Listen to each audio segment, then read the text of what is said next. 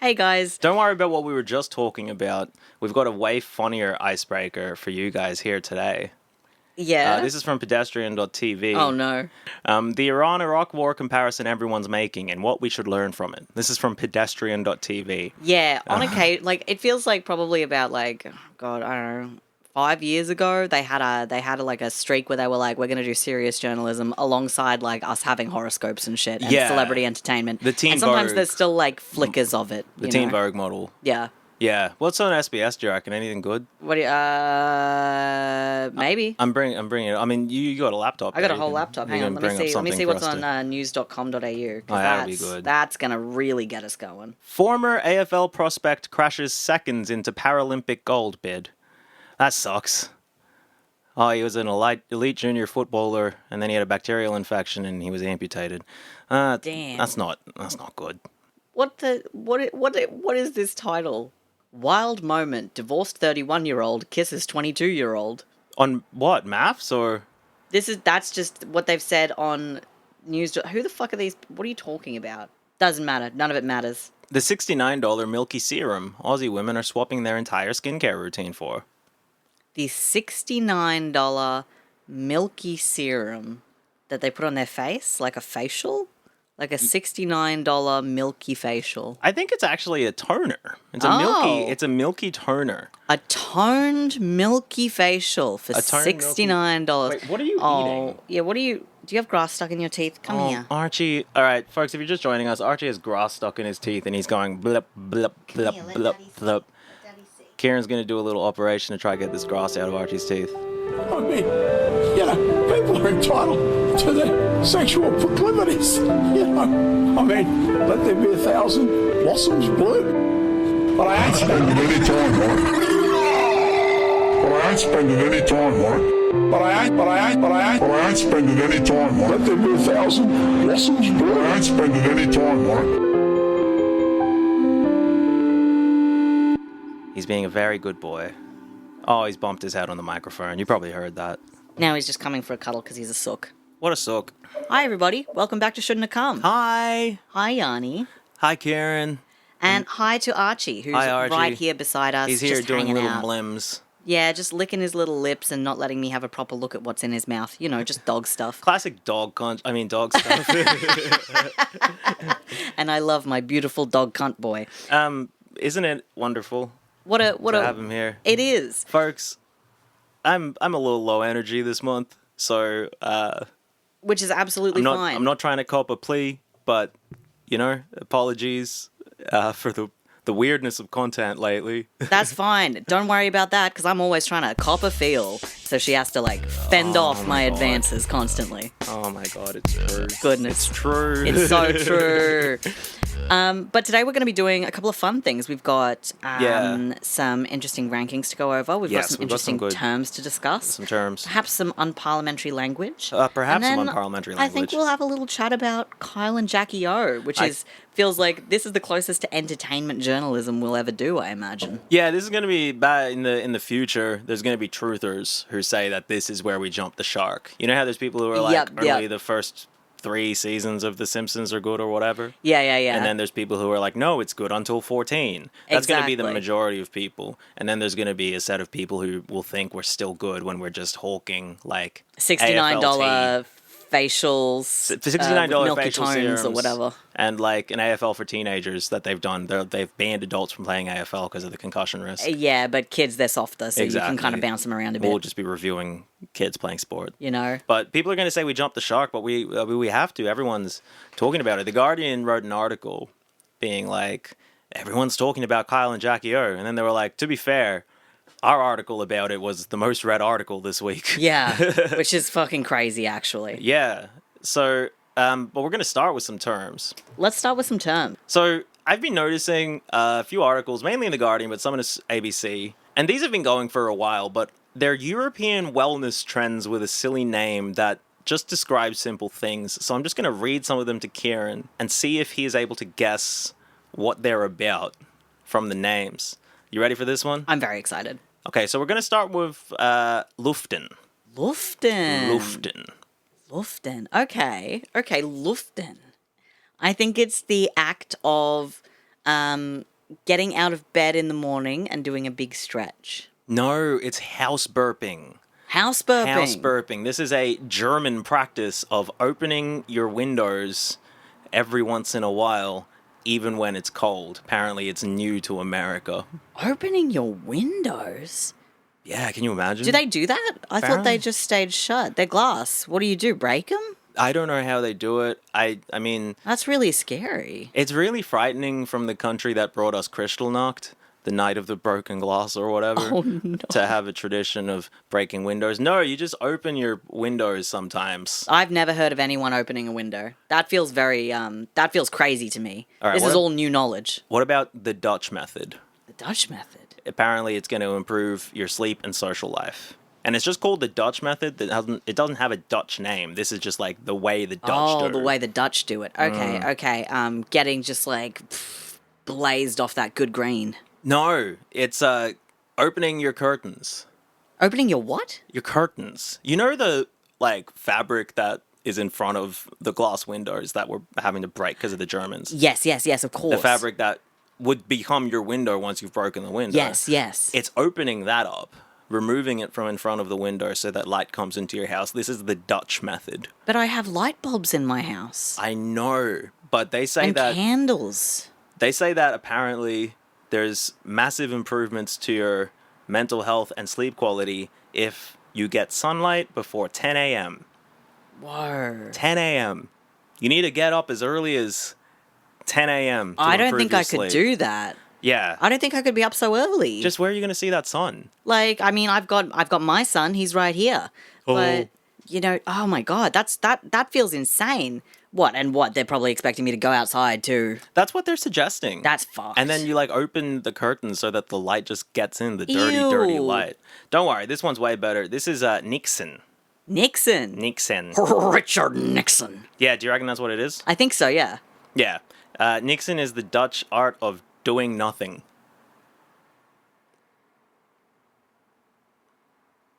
Did I do it just then? Yeah, we did. Next, we've got, I think it's the Dutch as well, uitwaaien. Oh, give that one to me one more time. Uitwaaien. Wait, why are you saying it like that? Do you want me to spell it? Yes, please. Uitwaaien. Yeah, sure. Uitwaaien. What do you reckon uitwaaien's about? I think it is about opening your roof to let the sunlight in. It is actually. So it's about throwing rocks through your ceiling. Or What? getting a superhero to come fucking rockets through the ceiling so that sunlight. No, it's not. Yummy. It is a Dutch term for, it's a phenomenon apparently. Oh. For going outside to clear your Yeah. mind, which That's scary. Isn't it? There's a lot of stuff outside that it's much safer to be inside, I think. so this expert here, this is the author of the 10,000 Stappenboek, which is the 10,000 Steps book. Dutch is, I'm sorry to break the kayfabe for a moment. Dutch is such a stupid language. Well, she says Oh, you know, later- we're having we're having done- ein little problem or whatever. Like, was just like what? Have you taken your Stappenboeks?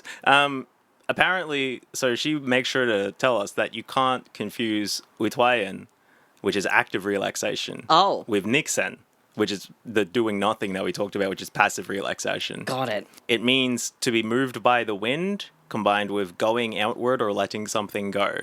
Big fart. Yeah, it's about farting, and that brings us to our next one, flygskam. Flygskam. I'll spell it for you. It's Swedish, Flygskam. Flygskam. I think flygskam is going to be the act of catching a frog in a pond and then like spinning around while you're holding him.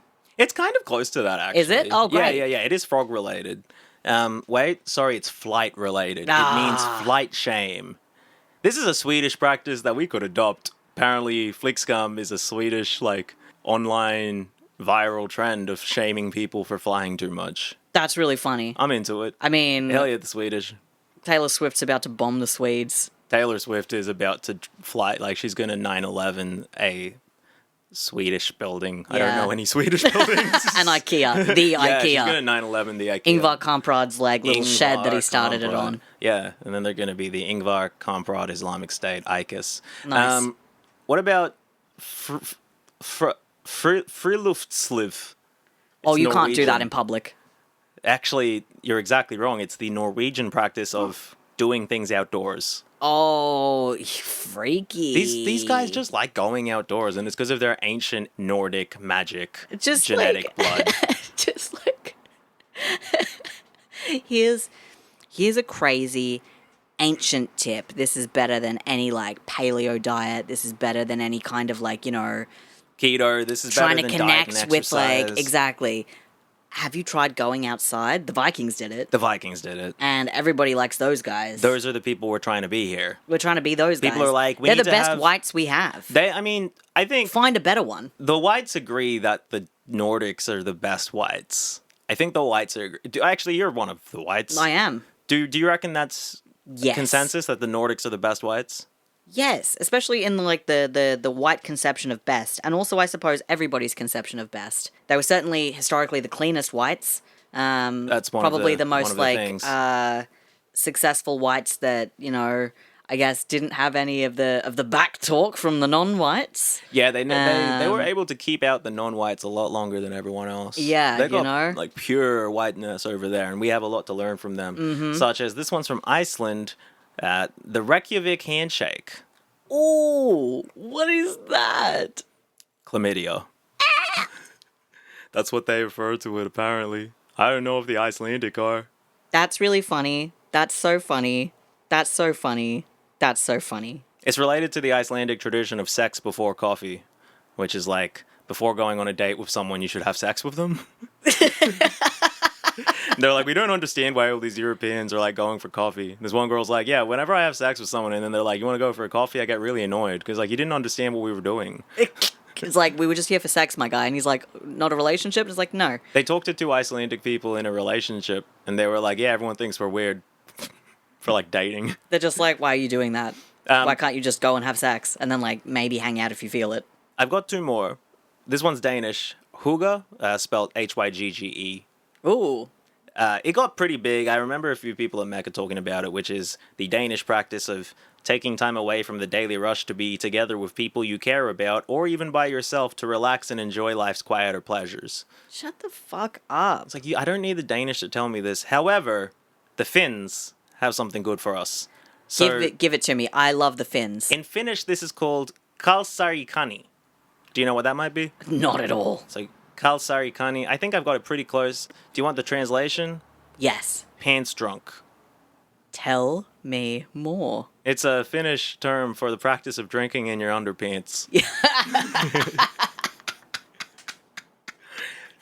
You know what? I've been doing that. I've done that. I've been doing that. I've Look, done that. Maybe I'm a little bit Finnish after all. Apparently, this was the new hygge. Was pants drunk. It was just like, yeah, just get in your underwear and get blitzed. Hygge, which is the Danish practice, is so 2021. We're about doing pants drunk, the Finnish practice. Yeah. But now you want to hang out with your family and disconnect? Me, I want to get drunk in my underwear. Fuck you. While, disconnecting. Yeah. Yeah, so that was some silly stuff. We could probably write an essay about how there is both like racial superiority and inferiority going on here, where Yes. Australians are like, whites are better than everyone else, but we're not the best whites. Yes, and also the fundamental lack of connection to culture that most white people lack, right? Yeah. Especially like the colonial states. Like, Yeah, South Australia. I guess I meant more like on a global metric.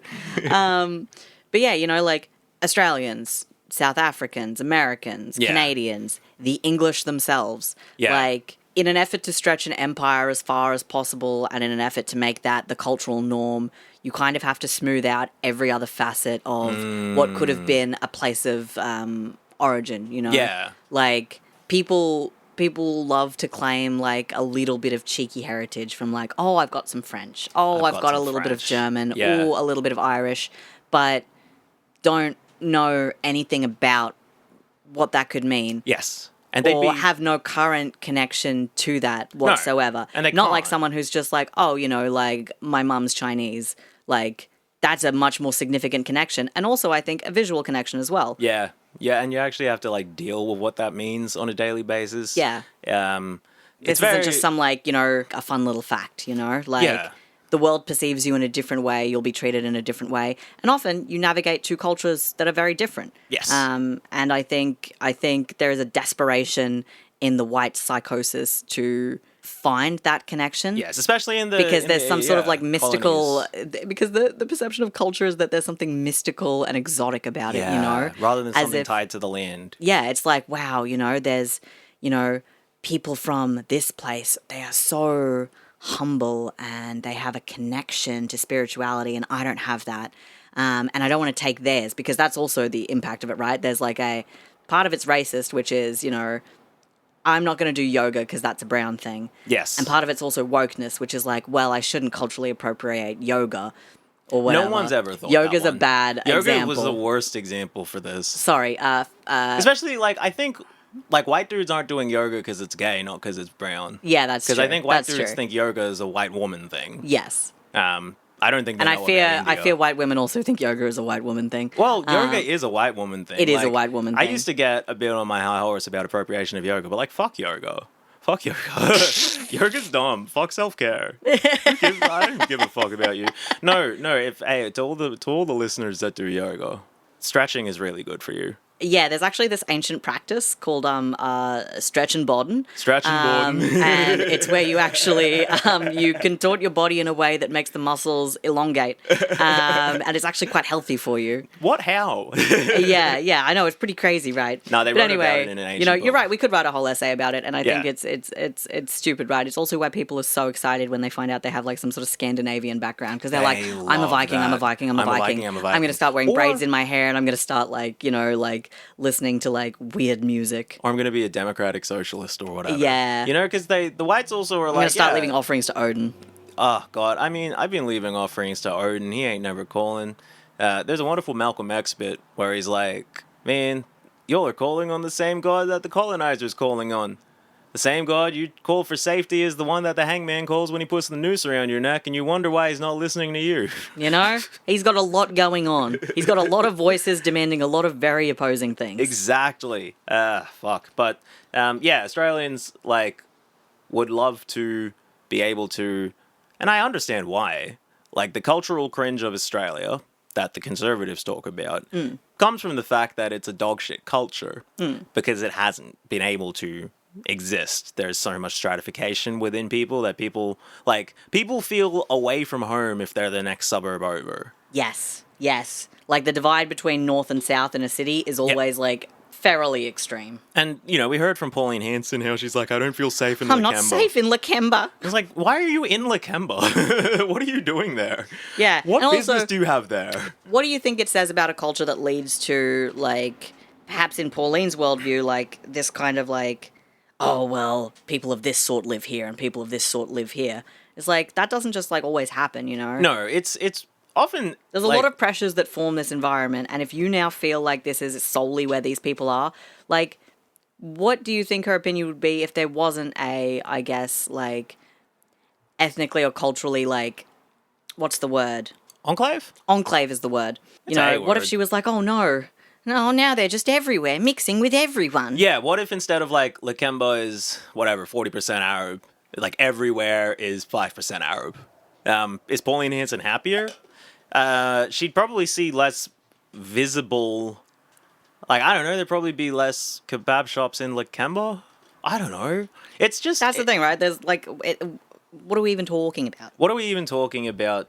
And on that, what are we even talking about, Ciaran? Oh, well, actually, seeing as we're talking about white people, I figured this is some pretty important white news that we should be covering. Yeah, let's cover some white news. Yeah, that's right. I was saying, like, I understand why Australians have cultural cringe, because it's a dogshit culture. However, Europe is not going to be the salvation, but it's the place they keep reaching. Or Yeah. Japan. They You love know. Japan as well. It's like, oh, this is the Japanese practice of, what was it?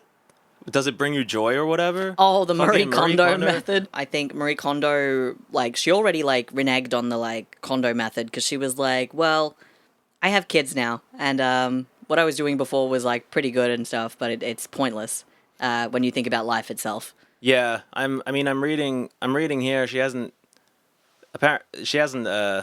Haaretz apparently asked her to fix the Israeli-Palestinian mess back in 2019. What? Yeah, they were like, you can. She's just like, I tidy houses. What are you fucking talking We about? need to give her a far bigger challenge for season 2 than rearranging millennials' sock drawers. Solving the Israeli-Palestinian conflict. This is from Haaretz, the Israeli newspaper. Yeah, wow, real They didn't ask the hey, Queer Eye guys to go and do that didn't ask the also. Queer They're Eye like, guys. oh, we're gonna give a makeover to like. Oh, we've got this from the Center for Strategic and International Studies. A Marie Kondo moment for MTCR, tidying up the U.S. approach to missile proliferation. I wonder if she ever considers the like impact she's had globally. I think she's trying to. I think perhaps that's why she's been like, I don't do that shit anymore. I think she's trying her very best, but it's not going to work. Like, she's done untold damage to the psyche of, I guess, millennials. Everyone who did that is now feeling so betrayed that it didn't work. Because they just have a bunch of shit again. Yeah, because and they're they just live like, in a fuck. consumer society. Yeah, and also the idea that now you've actually had to think about like what makes you happy. You realize it's nothing. And it's not very much in the Yeah. way that things are. Yeah. And it's certainly not going to lie in objects. Like, Marie Kondo is kind of like an accidental prophet, right? Yeah. Because in asking people to declutter, she revealed people's clutter? hollowness. The hollowness of people's lives. And now she's got children. And once you have children, your life feels less hollow. Sure. You have to look Yeah, after well, you've got child. a new focus, You've got right? a really important Yeah, focus that one of takes those up a lot ones that your you kind of time. can't look away from. And she's like, oh no. Uh-oh. I told people to continue habits that are going to ostracize them from their families and communities, and reifying ideas of cleanliness and uncleanliness in ways that privilege people who have larger living spaces and aren't required to keep things for as long as possible in chance that they might need it because they have money to replace things. Oh no. Yep, and she's just like, okay, well, bye. Yeah, shout out Marie Kondo, and also shout out Marie Duplex. Oh, wow. You get it? Nothing about the Marie apartments, though. Nothing about the Marie Apartments. I'm not talking Marie Apartments. Anyway, that digression aside, Ciaran, we're about to talk about some white news. Yeah, here's some white news. This is pretty important. Okay. Yeah. On the 20th of February, 2026, that's recently, to date the podcast, the Kyle and Jackie O show was proceeding in its usual way. The hosts, Kyle Sandilands and Jackie O Henderson, were discussing the former Prince Andrew's arrest in the UK. Specifically, Jackie was looking up his astrological star chart to, I guess, work out why he's a sex criminal and whether he'll face justice. And to be fair, we do the star chart of every bio we do. Don't worry, we'll get to that as well. Okay. I haven't forgotten their star charts, so we will Yeah. discuss. Well, it's just like I'm on Jackie's side here. Yeah. Like, look at the star chart of a villain. Fuck it, why not? But yes. After a few minutes of a jumbled explanation that the stars say he'll go to jail or something, Kyle says quite seriously that her obsession with astrology makes her very difficult to work with. I've heard that a lot.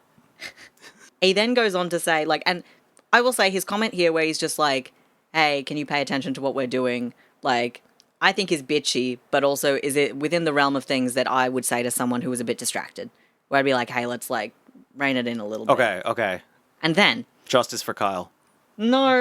Oh, bit far.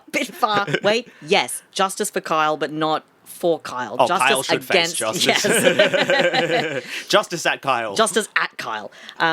Anyway, he goes on to be like, because he's like, oh, I found a rant. He goes on to be like, she's been off with the fairies during the broadcast, to which Jackie asks for examples, and Kyle says he doesn't have to prove anything to anyone. Shades of, I've given you the answer you deserve. Exactly. They both then call upon other people in the studio to weigh in, and they're like, yeah, Jackie, you're a little bit interested in stars right now, but that's okay, it's not a problem. And Kyle jumps in and is like, nope, you're obsessed, and that's bad. Wow.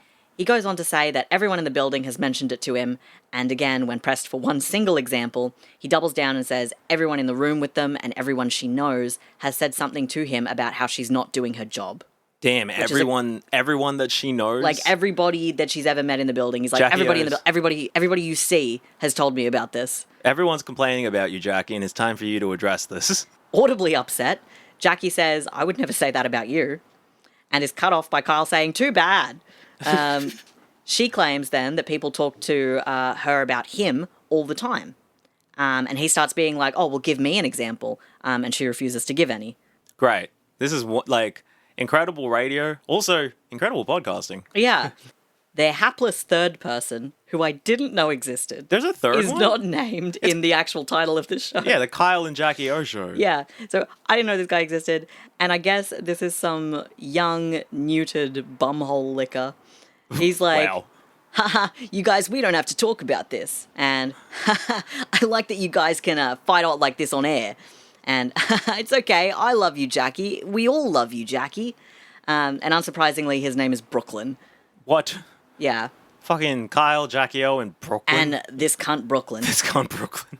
It's an interesting listen if you also like listening to toilets flush, but I think it does show the dynamic of their relationship, which is that Kyle is thin-skinned and entitled, and Jackie is greedy and dumb enough to go along with it only for so long. And it seems like that so long, that limit, is 25 years or so. Yeah, they've been doing Which is this. how long they've been doing this shit. Yeah, for, I don't know who this is at. For our friends who aren't Australian, I suppose, especially. Yeah. They have been perennial voices on the radio and on TV for our entire lives. Yes. Kyle is a big angry guy. Jackie O is like a blonde woman. Yeah, you know, their enduring partnership kind of makes sense given how they were thrown together. So let's get into a bit of that. Yeah, let's get some history. Okay, so Kyle Sandilands and Jackie O, what do you know about them individually, if anything? Kyle- Or together, if anything. Kyle's from the desert. He's from the Sandilands. Jackie is known as Jackie O, even though her last name's Henderson, because she used to be married to a guy called O'Neill. I looked this up because I was like, why is she O? They're on the radio. Kyle's like a massive piece of shit all the time. Yes. To everybody. To mostly everybody. He's grumpy and like mean and stuff. Yeah. He kind of like acts gay but isn't. Yeah. You know, one of those like mean white people. Yeah. Like British people. Slay. And Jackie O is, I've never really known anything about Jackie O. Right. Like, I just know her as the either recipient or enabler of Kyle's misdeeds. And I've never actually listened to the Kyle and Jackie O show or watched any of their content on television. Like, I just know they exist. They pop up in the news. Yeah. They're all over most of Australia's news sources right now. Yeah. Which is kind of an embarrassment, I guess. Yes. But I have to understand that a lot of people are very invested. Well, funnily enough, like the Kyle and Jackie O show in Sydney, which is where they are, right, is like the most popular show there. No way. In the fucking most shithouse city built ever. Yeah. And like they had recently like dipped their toes into the Melbourne market and were like, cool, we're gonna like air in Melbourne as well. And the Melbourne ratings were like dog shit. And this Yeah. is where we've had a lot of the controversy over the last like 2 years, I think. Has been that. Where they've been like because of the way that they've behaved in Sydney and how much they've been able to get away with.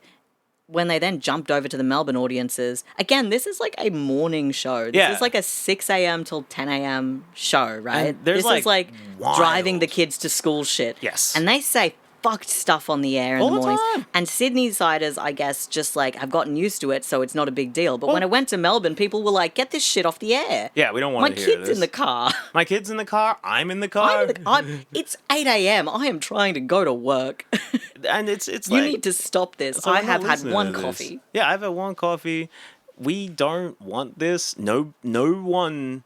Like, there's something... Nobody wants this. No one wants things to be more like Sydney. Yeah. If your city could be improved by adding some Sydney, I guess you're in, like, what, modern, like, Tehran right now. Where are you, Perth? Yeah. I don't know. I don't know anything about... Sorry to Perth. I don't know sorry anything to about Perth. I'm sure you've got something going on that makes you better than Sydney. For Fuck sure. Sydney. For sure. And, like, yeah, of course, Kyle and Jackie O have been the mainstay of Sydney's breakfast radio for 20 years. There's a bunch of rat race dipshits who live there. Yes, correct. Anyway. I saw a tweet back when I was like on the socials, as it were. There was something about like people in Melbourne think that they're like weird, but they're just like, you know, they just like drink with fancy milk and like read a book every so often, but they think that they're like, you know, they're really weird and offbeat and kind of artsy and stuff. Whereas people in Sydney will think they're really normal, but be doing psychological damage to each other in unfathomable ways every single minute of the day. And they just think it's regular. They just think it's regular. You know? Like, for a long time, I thought, like, that's how, like, cities just felt. But no, there is something, there is like, actually something profoundly a bit hostile about Sydney. Yes. Like, it's a aggressive place. It's a place that wants to chew you up, squeeze out every little bit of excess, and then turn you on your fellow person to keep that cycle going. Yes. Like, it's such an unhappy, unbelievably blemished place. Shout out to my birth city. Hey, what does it say does it say Sydney? It says Hurstville. Hurstville. That's different. Anyway, so here's some stuff about Kyle and Jackie O. Yeah. That I had to research. Giles and Kaki O. So I didn't know much about Jackie O. We'll start with her. Yeah. Other than she's like typically the good cop / reasonable woman to Kyle's bad cop / unreasonable man. Yeah. You know, that classic dynamic. Radio pairing. So Jackie was born in the Gold Coast on the 31st of January, 1975, making her an Aquarius and a wood tiger. Oh, wood tiger. She started out in radio as a teenager just by like calling them up all the time to enter competitions and stuff. Hell yeah. You know? It's a real bootstrap situation. Yeah. One of these calls in the early 90s actually led to an opportunity to work at the station behind the scenes. Or at least that's what one article I read called it. What seems to have actually happened is 19-year-old Jackie hits it off with 40-year-old radio host Ugly Phil O'Neill, which is what he's called. Phil? They call him Ugly Phil.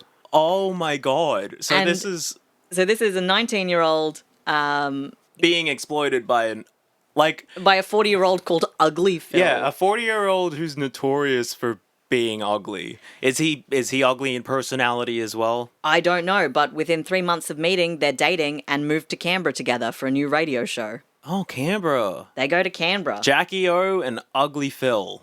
Don't worry, she's not on the airwaves, as it were, yet. Oh, okay. So she's just working as what is called a phone girl, which I believe is a term for a back-of-house position taking calls from the public and then, like, filtering them into him for, like, you know... You haven't called public radio to provide comment as much as I have.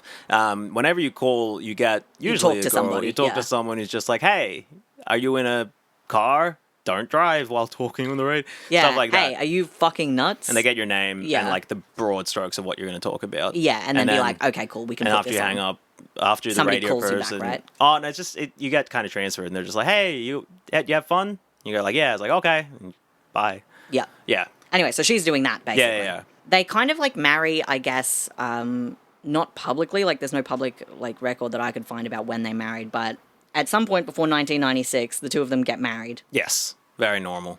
And then they move to Adelaide for yet another radio gig, and this time Jackie can be on the air as the co-host to her husband, Ugly Phil. So Ugly Phil and his young nubile wife, Jackie. Yeah. This is Jabba the Hutt and Princess Leia. Yes, it is, very much so. They take the show to Melbourne after a bit, and then eventually they settle in Sydney before they divorce in 1999.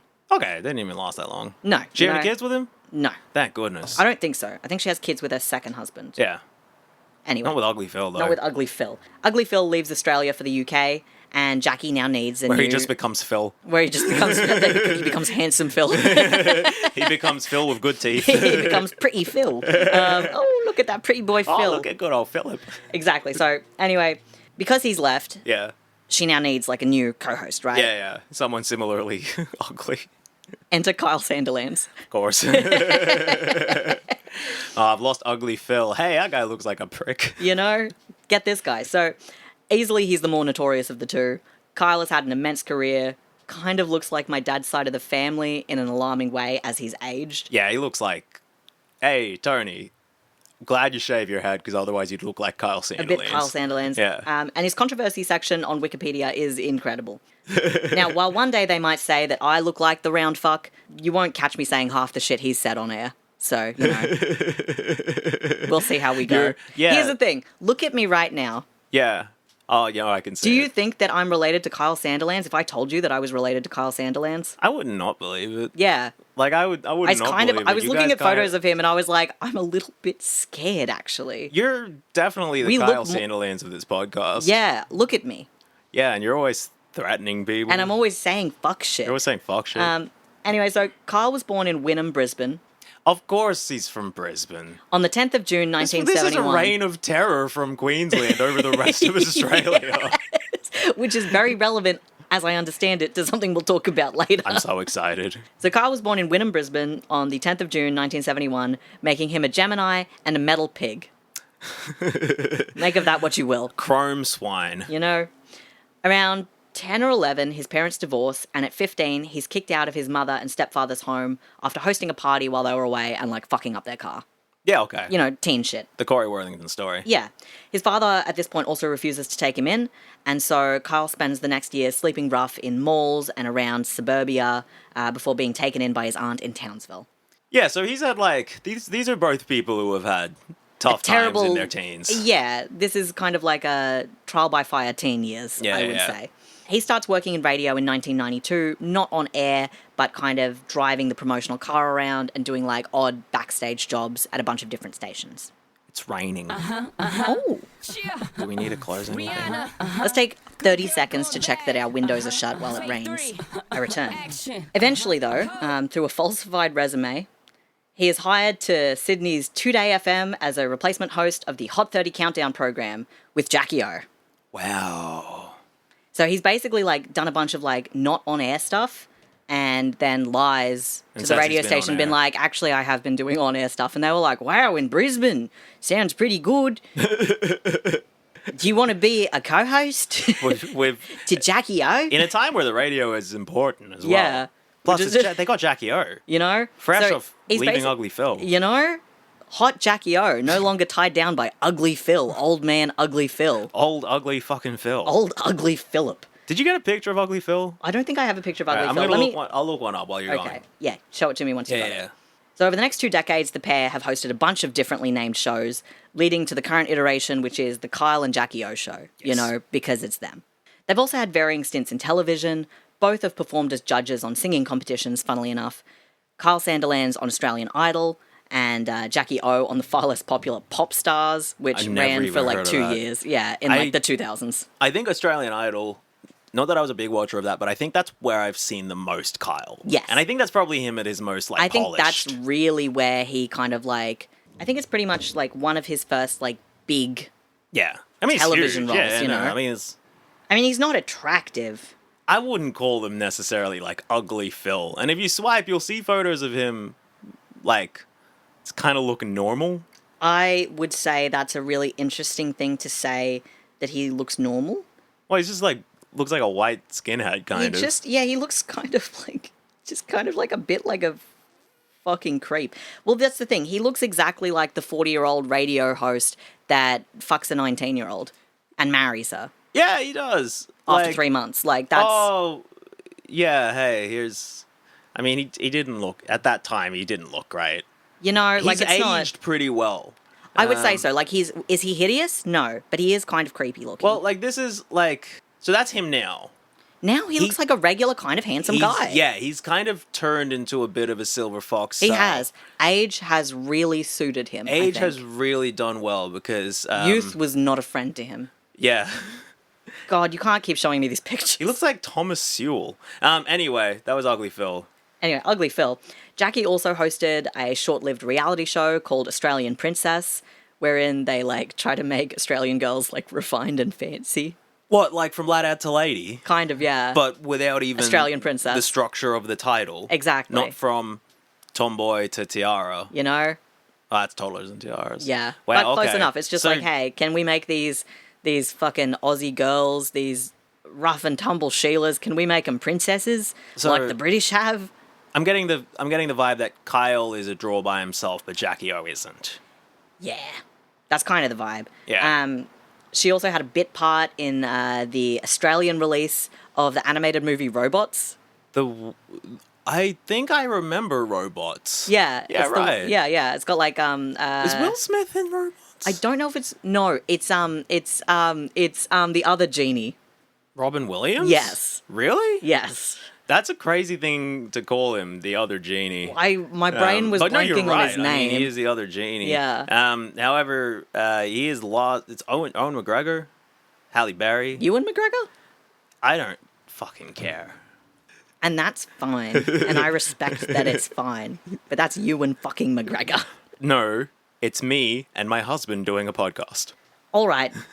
Fair enough. And you're right to have said it. I'm and not you're right. with no And now we're McGregors. going to have an on-air spat. I'm not fucking a la hanging Kyle out with and Jackie McGregors. O. You're losing your mind. You're so obsessed with Ewan McGregor. Everybody here says that all you talk about is Ewan McGregor. Even Archie says you're not doing your job because of Ewan McGregor. You're not doing your job, give me food.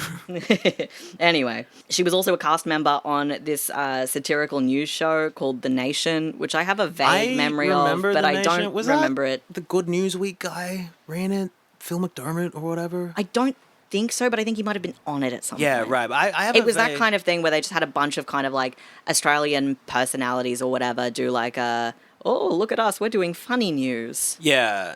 I remember it's of what, the tradition of the wedge, I think. The vibe of the wedge plus like the chaser without being like actually like subversive, I suppose. Yeah. Akmal Saleh was on it. Ah, there we go. Yeah. They're kind of doing what we do. You know? And she also hosted an Australian punked type show, which has like the stupidest name imaginable. Oh, God.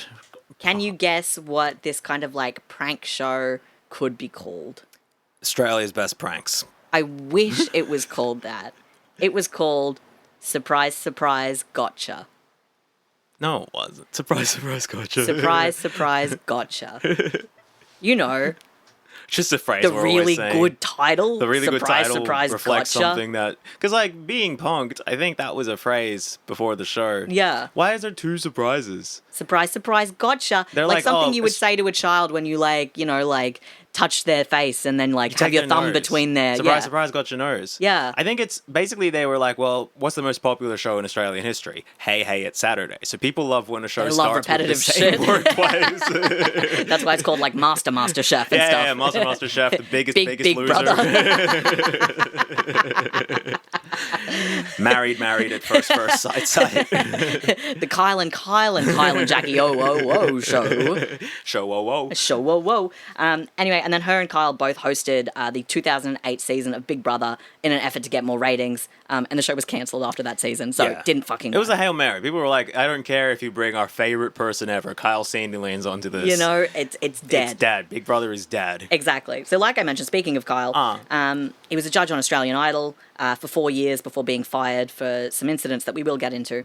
He started his TV appearances as a contestant on Big Brother in 2002, had a stint at Idol, was a judge on Australia's Got Talent, a judge on The X Factor. He was just doing the judging circuit. They were just like, we like this mean man. Yeah, and he was just doing the mean man. He was Simon Cowell. Exactly. Yeah. And they just put him in a bunch of different things, basically. Yeah, I think- until he eventually gets, like, fired because he's always saying fuck shit. He's always saying and fuck it's like, shit, you knew he would do anyway. I didn't realize he was on all of these shows. was on like, I all of them. definitely... I've watched bits of all of those, especially as a teenager, so... Yeah. Yeah. He narrated a reality TV show about pawning and thrifting. Oh, called- pawning. Yeah, pawn. This fucking accent. Right. Called Meet the Hawkers, I guess. Like, because Wow. they're like hawking goods, and it's like Meet the Fockers because... Not Meet the Hawkers? No, Meet the Hawkers. Hockers. That's crazy. So he was hosting a Pawn Stars style show without a proper pun. Yeah. All right, Meet the Hawkers. And there was also a show called Trial by Kyle, wherein Kyle Sandilands got to pop off about real-life court cases. What? Like, he's just reviewing court cases? I suppose. I didn't look any more into it because I was like, that's dumb. I think Kyle by Fire would have been a better Kyle title. by Fire would have also been good, but it's like, come on now. Oh, hey, Meet the Hawkers actually looked inside Australia's oldest and largest pawn shop, Oh, established in 1907.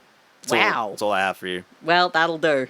So from the get-go, Kyle has operated as like the shock jock to Jackie's moderate commentator.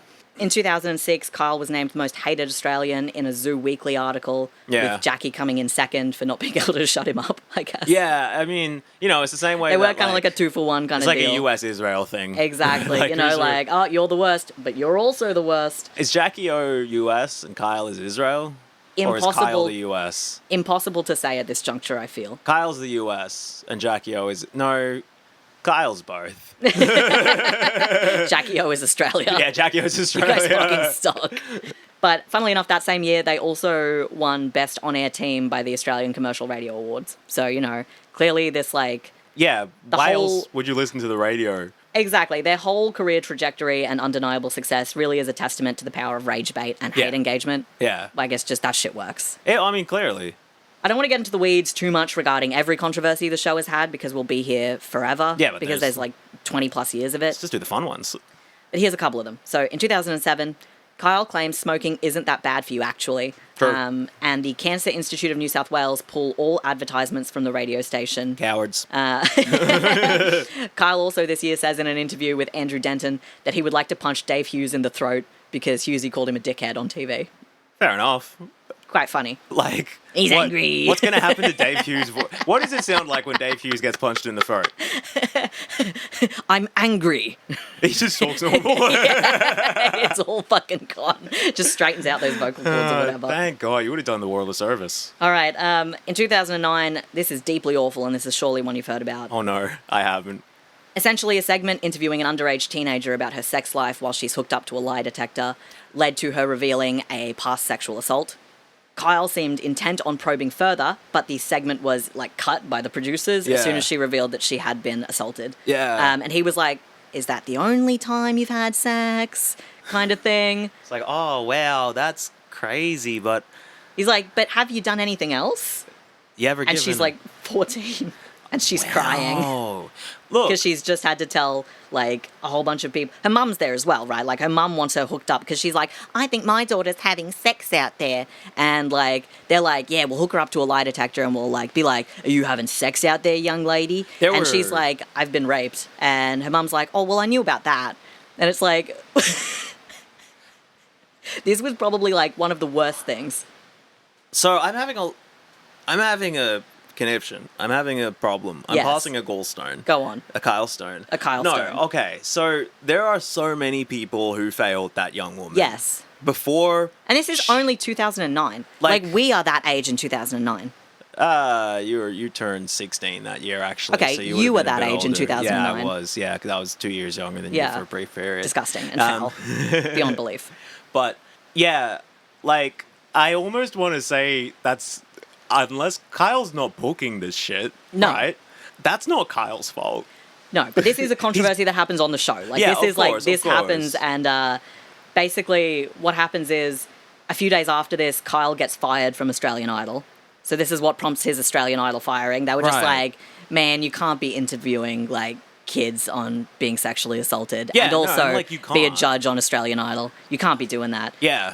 And the Kyle and Jackie O Hour of Power, which is what it was called at that point anyway, Right. was paused while there was an internal investigation. You know how those famously... Did they fire the producer? I don't think so. Did they fire that girl's mom? Luckily enough, they were back on air, like, you know, for the following month, which was good because it's just in time for Kyle to suggest that Magda Zabansky would have a better chance of losing weight if she was interned in a concentration camp. And Magda Zabansky's like Jewish, right? She's Polish, you know, Oh, where Auschwitz is. Yeah, right. Oh, Kyle, that's one of the worst things. That's Yeah. a really bad thing to say. It's not a good one, is it? It's not good. No.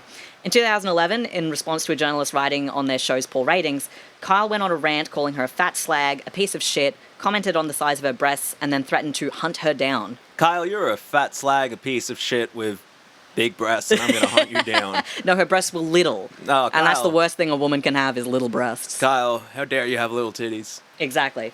So the media watchdog or whatever gives them a slap on the wrist for being mean about women. But basically that was it. They were just like, "Hey, man, you can't keep saying, like, mean stuff about women," Yeah. you know? And he goes, but look at all of the money we make. Yeah, and he's like, "Yeah, but Clearly, it's working, isn't it? yeah. People in this country hate women." Yeah. Or they love women, and they also love being very angry. Yes. Because of the rage bait thing. You know? And so, like, everyone gets Everyone gets something from it. Everyone gets the something engagement, that which they is all that don't matters. want, but they are forced to, compelled Love to talk about. Yeah. In 2016, it's Jackie's turn. Jackie questioned the parentage of an NRL player's son after said player had taken indefinite leave from playing to attend a mental health clinic. So he's clearly not in a good way, and she's publicly just like, "I bet his son isn't even his." Oh, wow. Yeah. Oh, wow. Yeah, he's so insane. He doesn't even know that his son's not his. Yeah. She was made to apologize to avoid a lawsuit. Damn. We love some public humiliation. You know? Damn, that's a crazy thing. So Kyle's rubbed off on her. I mean, Kyle has, she has taken some of Kyle's traits. $69 milky toner facial. 2019. Kyle maligns Christians and Muslims as being dumb as dog shit, and that the Virgin Mary and Christian faith was a liar who got knocked up behind a camel shed. All right. What did he... Wait, but why are Muslims catching strays here? Christians and Muslims are because having faith is dumb. Oh, well, Kyle, he's a dumb piece of shit, but you got to admit, he's a rabid asshole. Yeah, exactly. That's the thing, right? You know, you're just like, wow, damn, on all levels except physical, this guy is a cunt. This guy's a cunt. In 2022, Kyle said monkeypox was a big gay disease.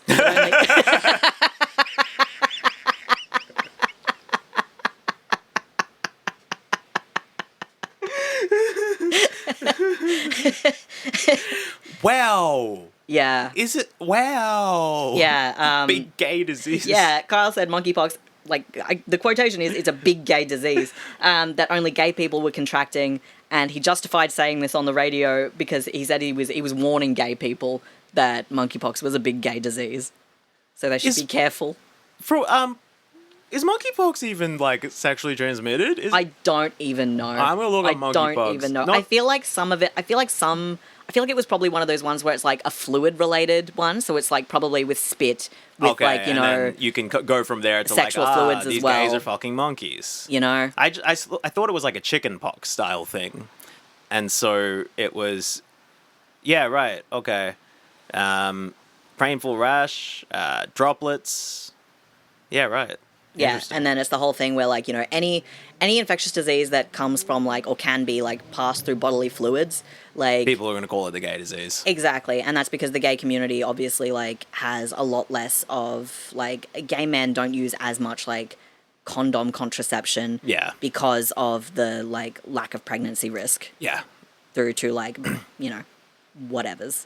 Yeah, and that's certainly been the perception for a long time. You know? Yeah. In the same way that you would find if it's fluids like kissing. You know, exactly. Yeah. There's a whole bunch of things that could cause it. Man, I hope Kyle gets monkeypox. The big gay disease. I'm gonna spit a big gay disease in his mouth. Which brings me to my favourite controversy on the Kyle and Jackie O show, which takes place in 2024, and I've called it Pissgate.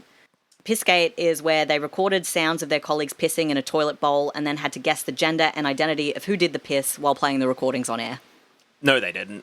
Yeah, they did. No, this is a lie. No, that's Pissgate. They called it Pissgate? Yeah, well, I call it Pissgate. Oh. I don't know what they called it, but they were there's the pissing competition, and we're going to record everybody taking a piss, and then on air you have to guess who did the piss, and whether it was a boy or a girl. Did they know they were being recorded?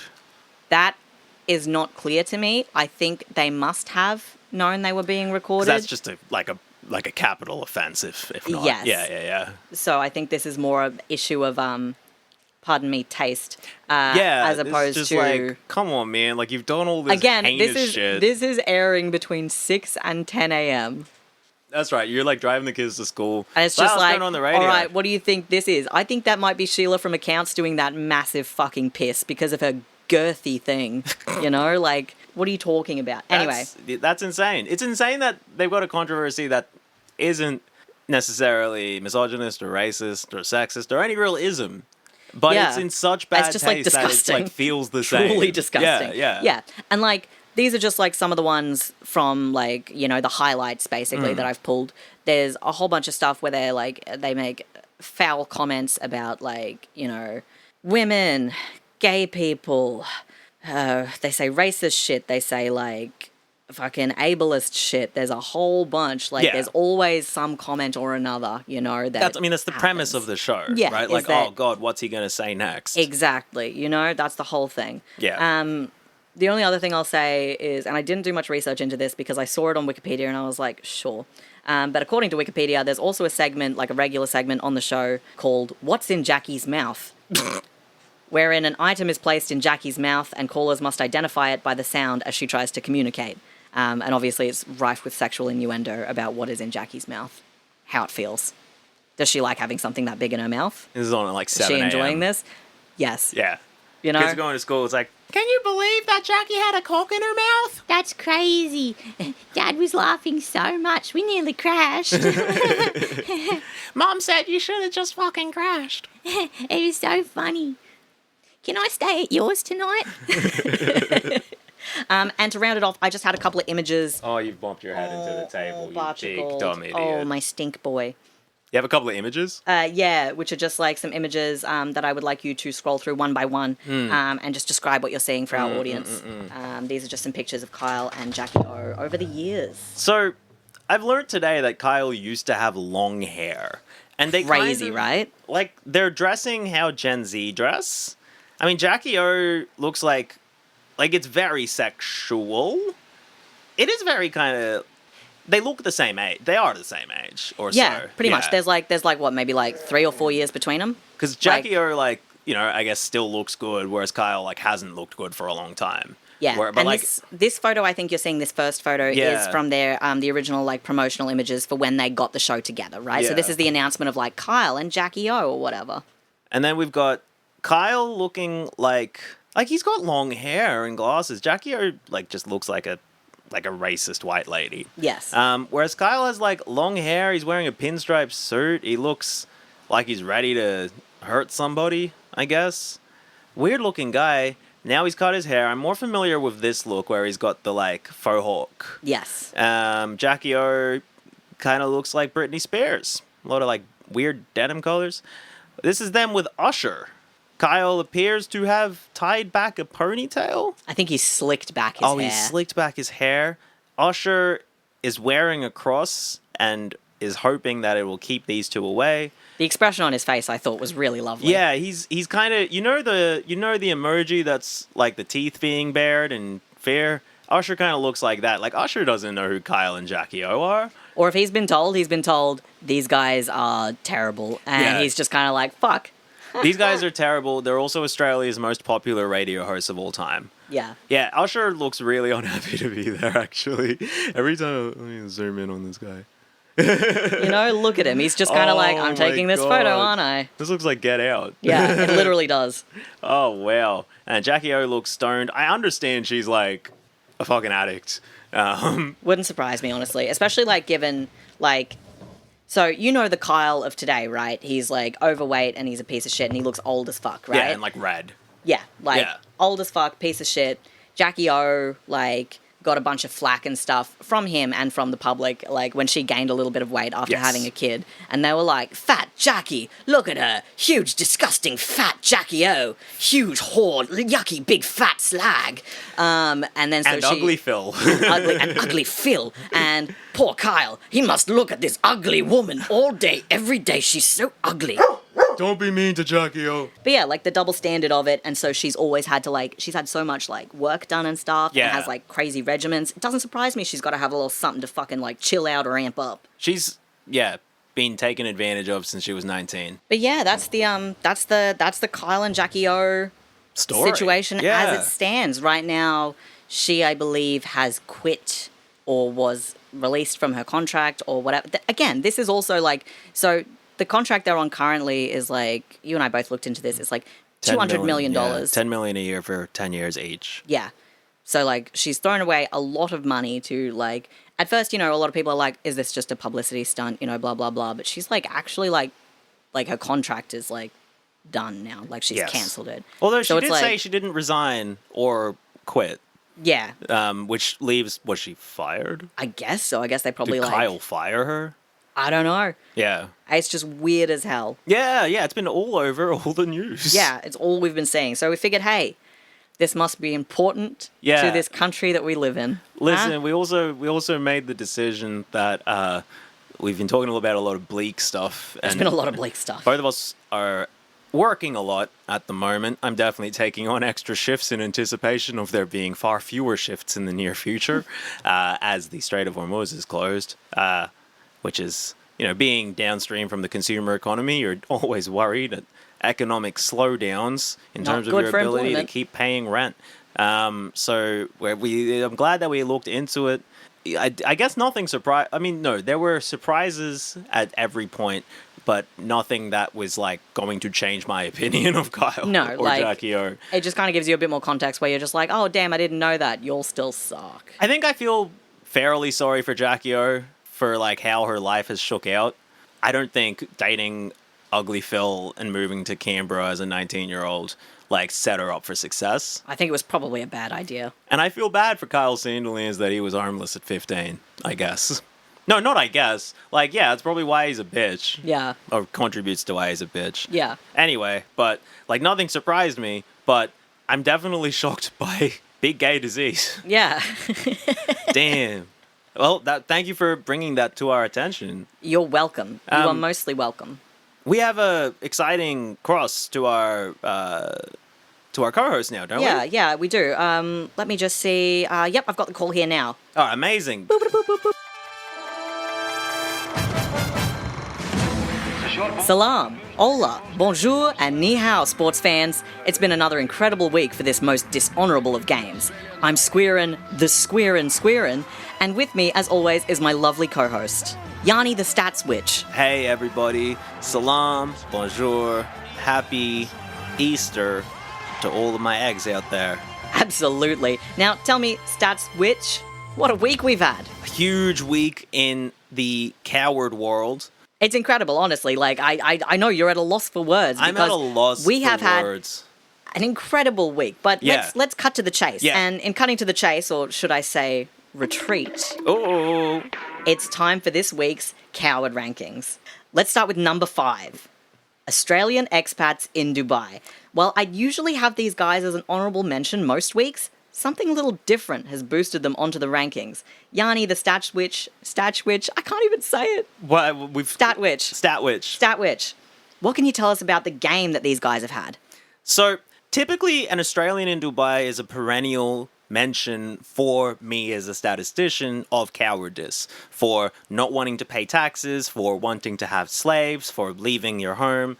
However, in this last week, they have painted themselves as the main victims of the bombing of Tehran and some bombing in Dubai. We live in Dubai, so we're coming back to stay with my parents until it kind of calms down a bit. We're seeing our son and family for about nearly 2 weeks, and we were waiting to get on a plane for about four days or so. The Emirate looked after us extremely well. They're fantastic. The Australian consulate embassy staff were useless, could not be contacted. And in fact, they all left on the 25th, I think, from what we heard. I was saying it was pretty bad. They were like shaking the house. We were right next to one of the air bases, so they like woke us up at night and stuff. So that was pretty bad. I could see the missiles from my apartment, which was quite terrifying. Yeah. Really an incredible effort, like really digging through and doing the work. Incredible work. Adrian Portelli, who is known as a billionaire bidder on the block, has said that he appreciates everyone checking in on him in Dubai, but it's still safer than Melbourne. And Stephanie Rice, the swimmer, and her pastor husband, the creep, are asking for everybody's prayers. Because what's more Christian than running a ministry in Dubai, a slave state? Incredible stuff. Really, really kind of elevating their game, Really I would elevating say, their at this game point. in the last week. They're asking for a lot from the Australian government. They're complaining about a lot of things, and they're not taking into account that this was the outcome of what they've done. And for that, they are a worthy number 5 in our coward rankings this week. Shout out Australian expats in Dubai. Very pleased to see you guys here. All right, coming in at number 4 in a race to the floor, it's the Iranian diaspora, particularly the ones who attend soccer matches. Yes, it's been a really bad week for the Iranian diaspora, which I've recently heard is regarded as the second worst diaspora after the Israeli diaspora. The Iranian diaspora has been taking it upon themselves to speak for the Iranian women's football team and celebrate the death of hundreds of school children in Iran. That's a pretty cowardly act by any book. Waving their flags with pride and pure joy, Iranian Australians celebrate the death of a dictator. Outside the Iranian embassy, euphoria fills the suburban street. It's the greatest news. Thank you very much, Mr. Trump. Thank you very much, Prime Minister Netanyahu. The aggressors have also targeted a school in the city of Minop Hormozgan province, killing more than 100 children. This is not the war. This is the rescue mission. We're talking about monarchists who are chanting, "Thank you, Trump," and Pahlavi will return in the stands and booing the players as they sing the national anthem. Sam Kerr, Australian soccer player, continues to sound like a dumbass, saying, "I know they're really struggling with the sort of interference from their government and everything, but I hope they enjoy the game." Wow. And when you have allies like that on your side to really prop up the level of cowardice, I think you have to make it to the list. There was nobody else we could put at number 4. There was nobody else we could put at number 4. A really amazing performance of cowardice from people who are supporting a monarchy known for a torture regime and who are celebrating and dancing in the streets as bomb rains on the streets of their ostensible home. Incredible work. A special shout out to the coward who spoke to The Guardian saying that initially the bombs gave me joy and now it is turning to sadness. Because what did you think would happen? Now, while not something we really rank with the cowardice rankings, I do think ignorance to how bombs work is a pretty remarkable feat. It's a really incredible piece of work. It's a strategic change that the Iranian diaspora has made, because obviously they've been calling for the overthrow of the Islamic Republic for a long time, and that's been a part of their strategy for a while. But completely ignoring the physical realities of bombs is an incredible addition to their strategic, like displaying it in full force in the streets, on the comments, in comment sections, in abc.net.au. Really a technique that's going to lend itself well to the game, I feel. Absolutely. Now, let's move on to number 3. He's no stranger to you or me. It's Karl Stefanovic. It's unscripted, it's unfiltered, uncensored. I'm going to unleash the beast. Are you ready to walk on the wild side? Karl Stefanovic. Now, Karl's no stranger to the cowards game, but he's also making moves on other charts with his new podcast. Yani the Stat Witch, what's got Karl acting so yellow-bellied this week? So Karl Stefanovic is rebranding himself as a morning talk show host and far-right podcaster, which has propelled him up our coward rankings from his normal position, somewhere in the 15-20 region. Of course. As a relatively milquetoast morning talk show host. He has been interviewing such luminaries as Pauline Hanson and Barnaby Joyce and other far-right conspiracy theorists, and he has apologized for getting vaccinated on TV. Oh, that's a cowardly act. Very cowardly act. Incredible work from Karl Stefanovic.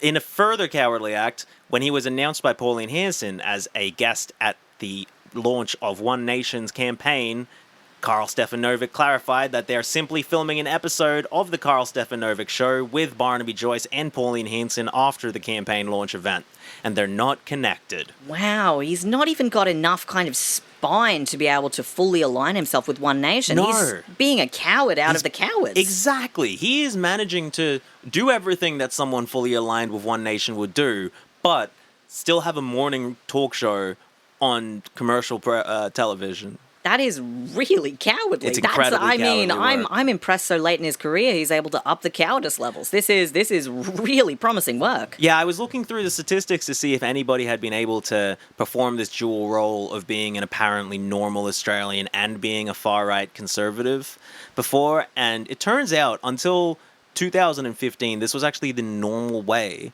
that the average Australian man would act, and it's only recently that's changed. So although it's hard for us to understand, Karl is drawing from a very rich tradition of cowardice among the Australian male.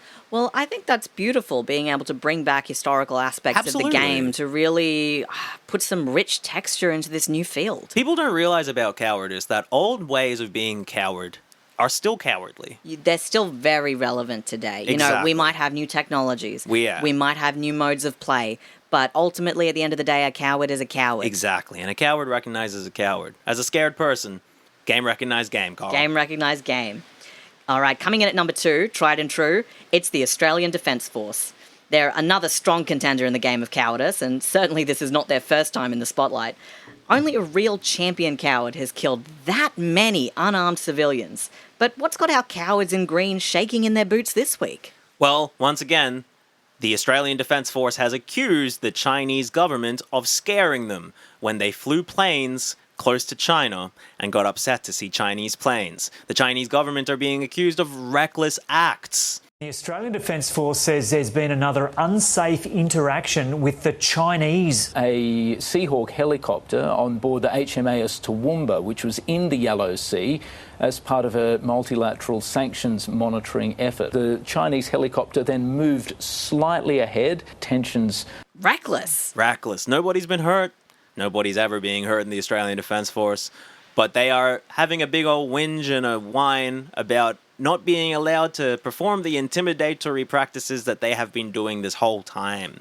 And, you know, I think it's really, really interesting the way that the ADF have kind of always floated in the coward rankings. Yeah, they're always especially there. given the nature of the industry, the work that they do usually heralds what some might consider heroism, even. That these are meant to be brave people engaging. But that's traditionally what you see from these statistics. Exactly, and which is what I find so fascinating, that they could come from such desperate situations, such desperate bravery, to really rise to levels of cowardice that I feel sometimes we don't even really recognize fully as how cowardly it is. It's hard to recognize It's incredible. A real Cinderella coward story. Yeah, I think that I'm going to have to reach out to some elder statisticians like Bob Catter to explain the historical context for this cowardice, but the ADF is continuing their cowardly ways, and we salute them for it, boys. Really, really beautiful stuff. Really beautiful stuff. Happy to see you at number 2 this week. Very happy to see you at number 2 this week on the Coward Rankings. Now, I do want to take a quick break to have some honourable mentions. Now, these are cowards of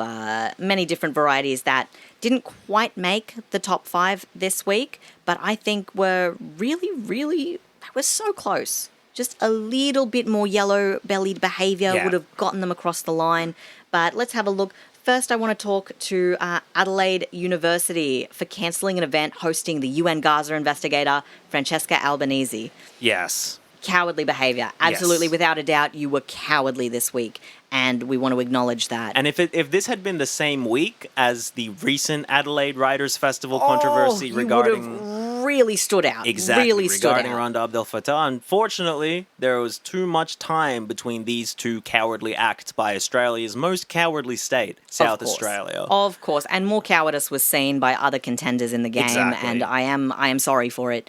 But again, huge shout out. Yeah, really impressive massive work. Cowards, and I know that you will be again in the future. Yeah, they've set a precedent here. I think it's just a matter of time until they really crack the top of the power rankings here. Absolutely. Moving on to our next honourable mention, it's AI researchers for defending a gas-powered data centre and the Woolworths chatbot. Now, this one I was excited to see a Woolworths chatbot coming into the coward rankings. Yes, Woolworths has created an AI bot that will pick what you're buying from Woolworths for you. That's incredible. I mean, it really does make cowardice available to all of us. It really all common does. people. I am now simply too frightened to select what I would like to consume to power this meat vessel of mine. Now I can speak to a friendly robot and have my cowardice reassured. Yes, AI researchers came out in defense of the robot, as well as the massive coal and gas-fired AI data center being built, because they're cowards and realize that their meal ticket is in getting people to embrace AI and trying to forget about all the problems that is. So to everybody in AI research, congratulations, you are an honorable mention in this week's Coward Rankings. Huge cowards. I know you will continue this line of cowardice well into the future with whatever future remains, thanks to your cowardly actions. Yes, it's really great. We do really salute you for that. Thank you for your work. Please keep telling yourself that this is for medical benefit. Yeah, absolutely. Tell yourself Don't this is think gonna about increase Rocco's efficiency. basilisk. Don't think about Rocco's it. You fucking cowards. Fucking cowards. And, of course, we've already spoken a little bit about them, but Carl Sandilands and Jackie O, massive cowards. Massive cowards. The fact that it's taken you 25 years to get to this point is, look, it's disappointing, but nevertheless, let it be known that the only thing that could stop your rampage of heinous content was a little bit of a fight with each other. A little bit and of a that's tiff. pretty cowardly. Yes, we hope for a similar cowardice within Israeli society soon. I hope for a similar cowardice within the United States Republican Party. But Kyle and Jackie are providing a wonderful example of cowardice, but not enough to crack our top 5 this week. Not enough.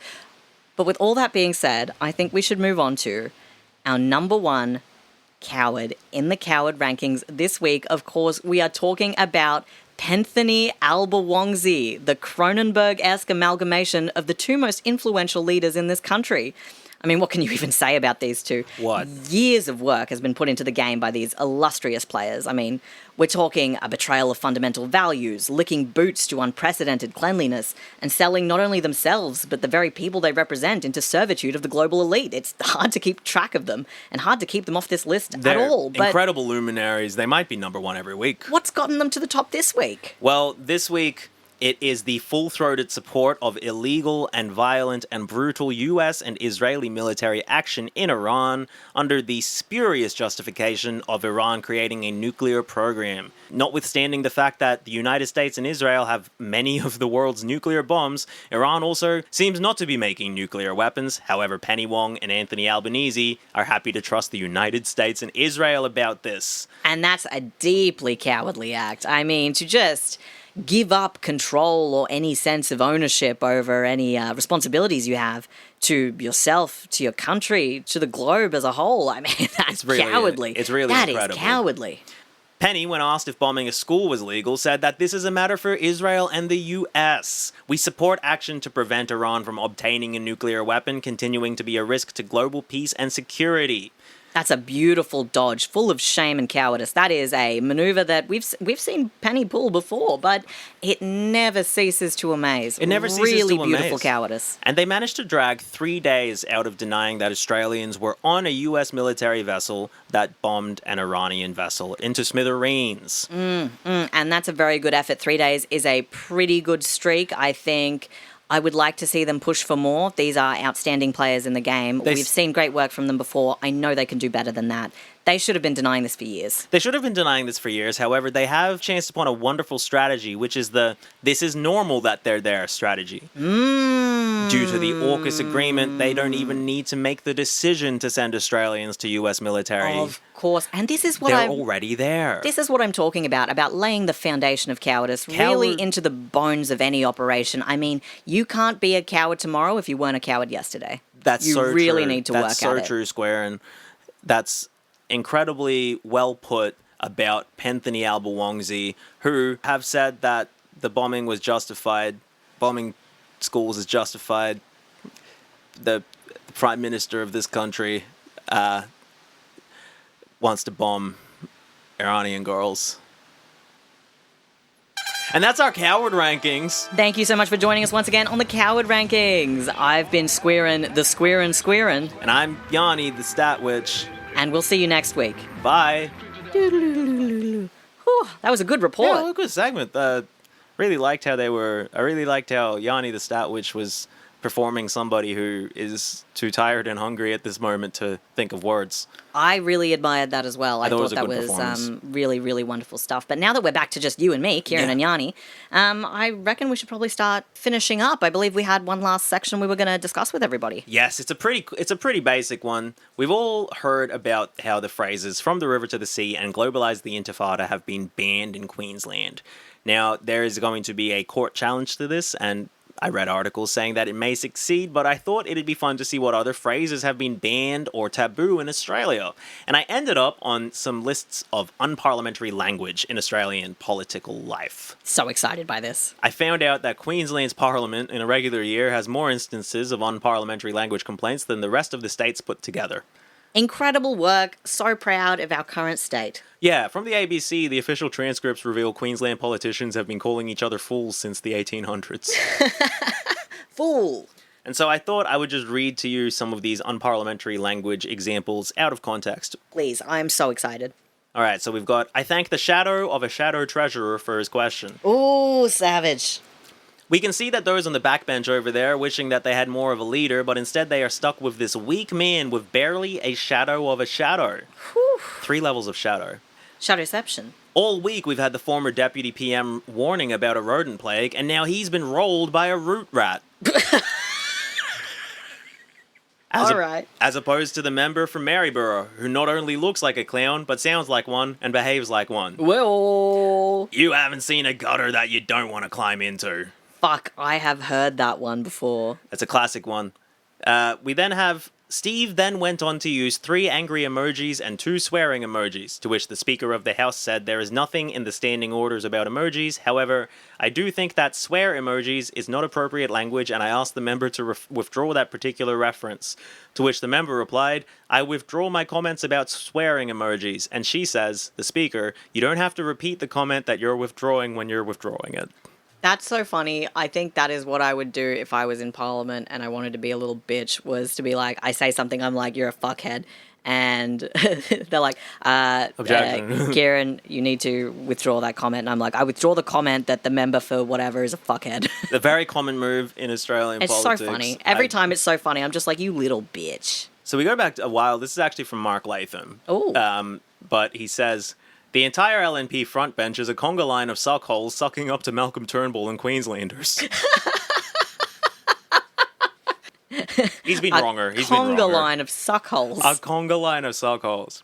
All right, so we've got Anastasia Palaszczuk. Anastasia Palaszczuk. She's spruiking Kingaroy peanuts in Japan, right? She's like, we're going to sell peanuts from Kingaroy in Japan. Kingaroy Peanuts in Japan sounds like the fucking title to like some like indie rock or song. like a sequel Kingaroy to Cats. Peanuts in Japan. Yeah, Peanuts in Japan by Kingaroy. Yeah. So in response to this, Jared Blahey, piece of shit, but he says, you were the biggest peanut there. To which Anastasia gives the extremely weak reply, the member should not talk about himself. Look in a mirror. He's just like, you're a fucking peanut. This is our... Get her ass. This is the people that we vote for. That's so fucking dumb. There's a different argument where Anastasia's talking about some bullshit tourism thing and somebody interjects, someone help her, she's dying. All right, then we got... Last night, I referred to the leader of the opposition as the Eeyore of Queensland politics. So then the person who was directed at says that using the term donkey is as unparliamentary as using the term goose, for which a precedent has been set. And the first guy goes, I just wish to clarify that the term I used was Eeyore. I said Eeyore, that's different. He is a donkey. I withdraw the comment that the treasurer is a tossing treasurer and say he is a coin-flipping treasurer.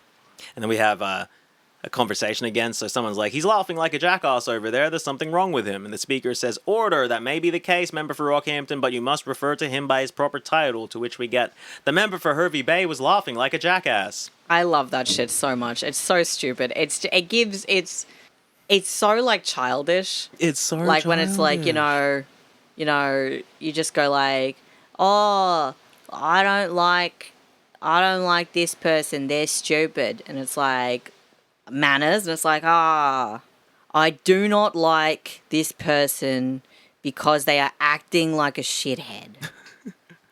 It's like, just change the phrasing a little bit. Just Mr. a little bit. Mr. Speaker. Yeah, and there were a lot Mr. of, Speaker. like, just animals that you can't call people. What? You know, it's just people like, you goose is like, objection, he called me a goose. He called me a goose. Yeah, there's a lot of you that. You donkey. Objection, he called me a donkey. That's not nice. I ended up spending so long on this page that I never got to any other banned phrases in Australia. I don't know if there really have been many, but... I can't imagine so. We'll see what happens with From the River to the Sea, which I think you are allowed to say for an artistic purpose, and, you know... Podcaster and art. Podcasting is art. Yeah, this is journalism and art. Yeah. Also, I think, because... of people on purpose streaming fucking John Farnham's The Voice. The one that Strong Hearts or whatever. Strong Hearts, the one that has From the River to the Sea. I've been hearing that at work on the actual radio, like every day this week. On like certain radio stations, they'll just like play it a couple times, and it's not even like woke radio station. It's just like regular radio, and so I think people have just been listening to it or requesting it enough. People, yeah, and it's also, it I keeps guess coming up. People are probably listening to it on Spotify. They just like it anyway. Yeah, it's going up the charts. The radio is like, well, people are really into Two Strong Hearts by John Farnham. For some fucking reason, we'll just put that on the radio. It's been really funny. I was going to search John Farnham Israel, but we don't need to do that. Nah, best not. Best not. Oh All right, well, it's nap time for us. So Yeah. I hope you'll have a wonderful week. Thank you Yeah. very much for sticking with us for this jaunt of an episode. We have bounced around topics, but we've had a great time doing We've it. had a great time. We're going to return to Ciaran and Yani, the Stat Witch, for future coward rankings. And it's Ciaran the Ciaran. Ciaran the Ciaran. And folks, happy Ramadan. Happy We're Ramadan. currently halfway through. I'm not necessarily, I don't think observing Ramadan's correct to say what I'm doing, but I am fasting, and it's summer, and so she's doing her best. It'll be a couple more weeks of some more fun episodes, and then we'll be back to some properly scripted episodes soon. I've got something coming for the Patreon. Actually, I can confirm that it might already be up. Just a little solo thing. So I hope you all enjoy that. Sign up to the Patreon, patreon.com/shouldntacome. You can email us if you have any questions, shouldntacome@gmail.com. And the episodes are available on YouTube. There won't be slides for this one, obviously, but it'll be on there. youtube.com/@shouldntacome. I've been, oh my god. I've been Yani. But now I'm doing it. Oh no. And I've been Ciaran. And love yous. Bye. Bye.